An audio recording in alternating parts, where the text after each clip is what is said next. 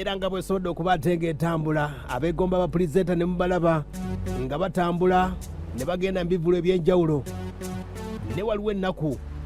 waliwo ebizibu esobola okubatenga tuyitamu kati olunaku lwali lwakutaano embeera basobola okubatenga etambula ka video kasobola okubateeka katandika okusaasaana ng'omukozi omu yaliko ku radio ez'enjawulo yakola ku radio Simba Dembe Isuubi zonna yasobola okubatenga zikola gwe bayita Katayira mu Namasaka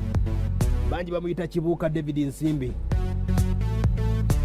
yasobola okubatenga avayo n'alangirira mu lwatu wadde nga bamu ensonga zonna bali basobodde okubatenga bazimanya omukulu n'atutegeeza nti embeera nga basobola okubatenga etambula yalinnya mu kaveera era embeera basobodde okubatenga etambula akatambi kaakano kasobola okubatenga aterayo ku mikutu egy'enjawulo ng'akakasa abawagizi bonna abali bamuwagiridde ebbanga lingi nnyo ng'agamba nti akadde kano yeetaaga obuwagizi mu mbeera eno kigenda kuwa kyakuyiga ki nsaba owulirize nga naawe mufuna ekyokuyiga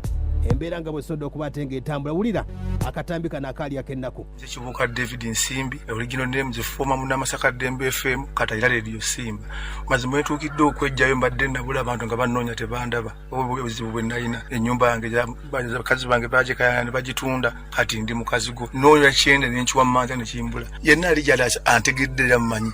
ansobola okumpeereza ku Buyambi ku 0758 05 36 5 bannange nja kuba nsanyuse mwebale nnyo mwebalite ddala olaba nfuddeyo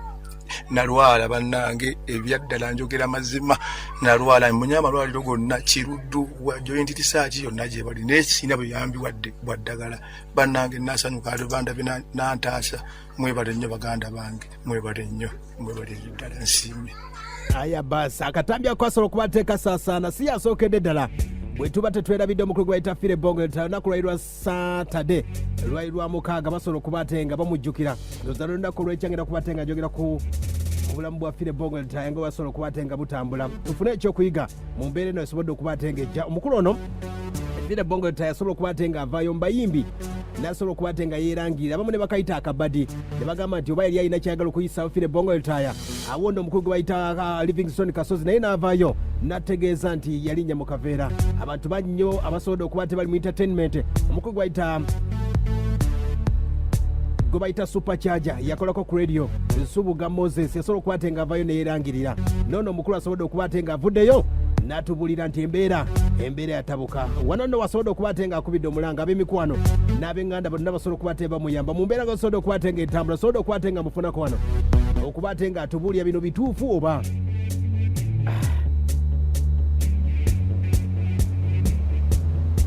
sooka owulire ebo Kibuuka David Nsimbi munabuddu safu origino man owange bwe batyo ndiyo ati bannange baliwo abagamba zindiika baba embeera eyimiridde etya kuba naffe twabiwulidde buwulizi baba munnange naseega ndi mu nju nantabukako kutusa benagambe nembuulira ensi nenga nti alina kyalina nti angire nekasukaali embeera sinnungi oba buugi oba nyongulamu bwomukene nengira nga mpuutawuutako naye badde mu nju nga nfiire muli nenga nti banekambulira abantu bategeere nze Munamasaka muwadde nawallayi ngenda kufa wakulaba kansigazza mwana mutwe ogulya omugula wabulabe bwemitu abantu bonna banzirukako abakazi tebayiyala ennyumba pe kati ngeabo nasigazawo akaziguzigo kembeeramu aya basi tukyagenda mu maaso omukulu wuno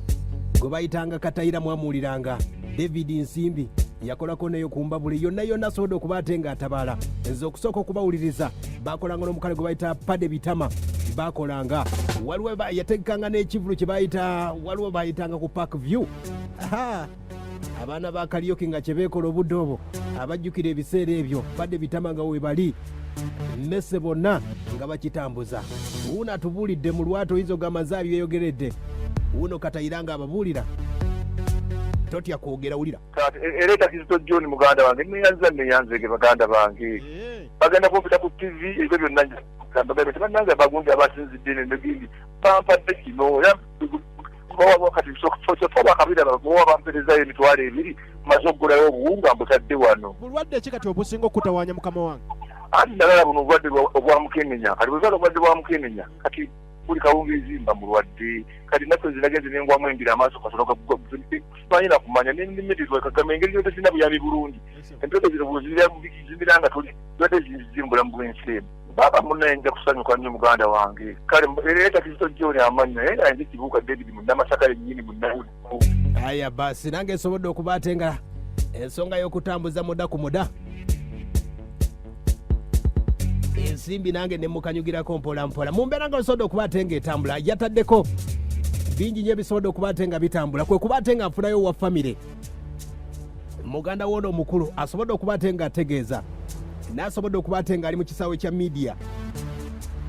omukulu gwe bayita MC Woodman abeera muganda woono gwe bayita David Nsimbi oba gwe bayita Katayira Munamasaka okuba ate nga atubuulira ekituufu nga bagamba nti omukulu ono okugamba nti okuvaayo n'asaba obuyambi abafamire mugamba mutya abafamire mubadde ekintu kyabasukkako omukulu ono wuuno ng'ategeeza agamba nti binnyo basobodde okuba ate nga bakola n'akavidiyo ke bakoze omukulu bamuwambye buwamba sooka owulira embeera. So munnayuganda awuliriza Sentinel Radio nsonga ya omwagala w'abangi Kibuuka David Nsimbi Munamasaka awo nga amanyi nga Katayira tebadde nnyangu ate si tebadde nzibu nnyo naye yafuuse enzibu olw'abamu ku ba media fraternities abaagala okifunamu era Munamasaka si yabadde mu mbeera nti eryawo ekisobola n'ogenda mu mawulire naye abaddeo abaagala okifunamu ne baagala okugezesa ensonga ate ng'abantu abo babadde tebali nnyo naye kyokka ate abantu abo babadde ennyo naye era b'amazima bagamanyi kubanga ffe nga famire tuyimiridde ne Munamasaka emyaka 3 n'emyezi 6 kyanga ategeera nti obulamu bwe buli mu mbeera bwetyo nga bw'alikola ki nga bwe era ng'omuntu omulala yina bw'asobola okulwala naye bw'ali naye ng'abadde obulamu bwe bwe butyo nga bumanyi just being disparate nti abadde takyakola nga n'ennyingi za ntono embeera nga bwesobodde okuba ateega etambula wuuno omukulu akyategeeza Woodman ku bintu by'ennyumba ategeeza kuba mu katambi kali omukulu gwe bayita Munamasaka ategeeza nti abakyala bangi nnyo waliwo ne bemmanyiiko abayimbi ab'enjawulo Woodman wuuno ategeeza agamba nti eby'ennyumba bakkiriziganya n'omukyala olw'obuvunaanyizibwa obw'enjawulo omukyala bwe yali akola ennyumba n'agisigaza ebyo byagamba nti ennyumba yagiddukamu ate omukazi bamubbako ennyumba ebyo byapawulira ebyo asobola obyogera abakyala naye kyemanyi yali omukyala omu ate omukyala omu oyo okubitwala tekwali nti waliwo okukanya okwaliwo kuba omukyala oyo era yasinga okubamu n'abaana alinamu abaana yasinga okubamu n'abaana abazaalwa ababiri so balina kye bakanyako ekiri wakati wa Munamasaka nga ye omuntu n'omukyalo oyo era kyenabisuubidde nti Munamasaka ye amazima agamanya agali ku kintu kyesinza kukumalirayo ng'owamawulire naye kati nga nze wa famire kyensobola okugamba nti waliwo okukkaanya n'okugenda kwatuukawo olw'embeera nti omukyalo oyo alinamu abaana abasinga obungi wenjo kigamba kuba ye alina babiri alina Tracy n'omuvubuka gweta Elvis omulenzi Elvis bo bali babiri so kati nebatuuka waliwo enzikiziganya gye batuukako mu bya school fees n'okubeera n'abo asobola okusala endinga ekyobugagga ekimu akimuwinga omugabo gwe madamu alabirira abaana be. Aya basi ndowooza embeera osobodde okuba ate ng'ogiwulira era omukulu asobodde okuba ate nga ategeeza nti ennamba etambula waliwo producer omwe yasobodde okuba ate nga yeesiba ku Munamasaka ne bakola akatambi ako naye nga wadde kituufu ye Munamasaka mulwadde naye ng'ennamba gye bakozesa olwa baagala okuyisaawo ebyabwe bafunireko akasimbi. Ennamba nfu, ennamba etambula mu kavidiyo nfu, ennamba etambula mu kavidiyo nfu era nagiraba oyo bamuyita Big for Real, producer Big for Real ekinamba kyeyakola oba kyagaba mu kavidiyo ako manyi ziri videos bbiri waliwo vidiyo emu gy'alaga oba yali atutte na Munamasaka ku hoteli n'alaga nti ali mu ddwaliro eyo ennamba etambula nfu yes ennamba eyo nfu embeera nga busobodde okuba ate ng'etambula tokyagenda mu maaso ye munnaffe oyo Katayira ali mu mbeera y'okusoomozebwa ng'agamba nti yeetaaga buyambi era nze omukulu esooka okuba ate nga antegeezaako emukulu Eniko Kabanda yategeezaako ng'ankubirako ng'ambuulira ku nsonga zonna ez'omukulu Katayira era Woodman asobodde okuba ate nga akakasizza nti n'omukulu Eniko Kabanda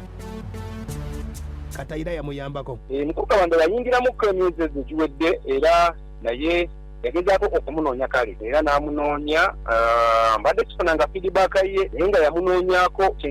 kyemmanyi era kyeneekakasa obulungi Eniko Kabanda yanoonyako Munamasaka n'amulaba era ne babaako bye boogera naye mbadde tuddangamu. Aya baase